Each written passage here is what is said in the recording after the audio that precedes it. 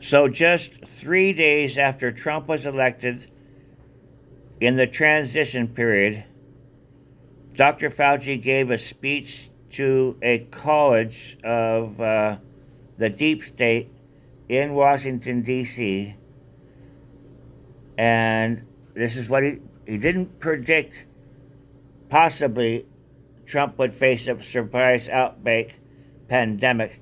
He says there will be a surprise outbreak. There will be a surprise outbreak.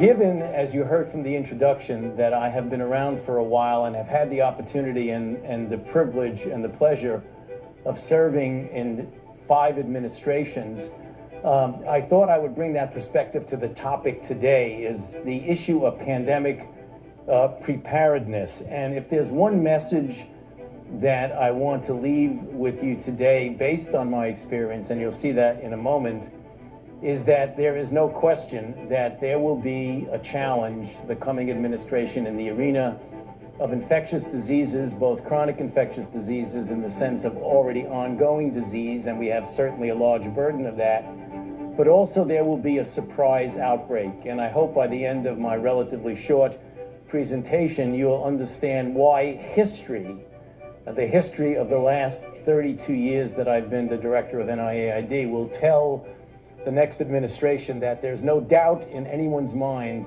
that they will be faced with the challenges that their predecessors were faced with. So for those who think that infectious diseases is gone, there's so many people who've made foolhardy statements not knowing at the time that they made them. I usually show a quote from an old Surgeon General or an old pundit in infectious disease. So I thought I'd pull this one out from Sir McFarlane Burnett, who was actually a Nobel Prize winning immunologist, who made the statement, as many did, to write about infectious diseases is almost to write of something that has passed into history. The most likely forecast about the future of infectious diseases is that it will be very dull, which is really kind of interesting coming from a semi-genius like McFarlane Burnett. And I think what he did, and the mistake that so many people have made, is something that several of our panelists have already referred to.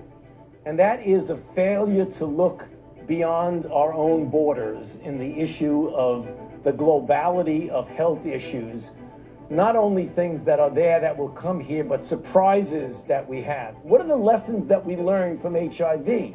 One, you have to commit substantial financial and human resources. These things don't get addressed spontaneously by themselves. You have to enlist the best and the brightest investigators in both basic and clinical research. You have to involve the community, be it the gay community in the United States or the community in Africa and West Africa when we dealt with Ebola, or the people in South America when we're dealing with Zika. You have to have cross-sector collaboration. You can't do it alone. The CDC can't do it alone. The NIH can't do it alone. You do it with all of us, with industry, with global organizations, with philanthropy and NGOs, and you've got to get the leaders and the policymakers involved. What is for sure, that no matter what, history has told us definitively that it will happen, because infectious diseases, as I said 8 years ago in this article with David Morans and Greg Fokers, that it is a perpetual challenge.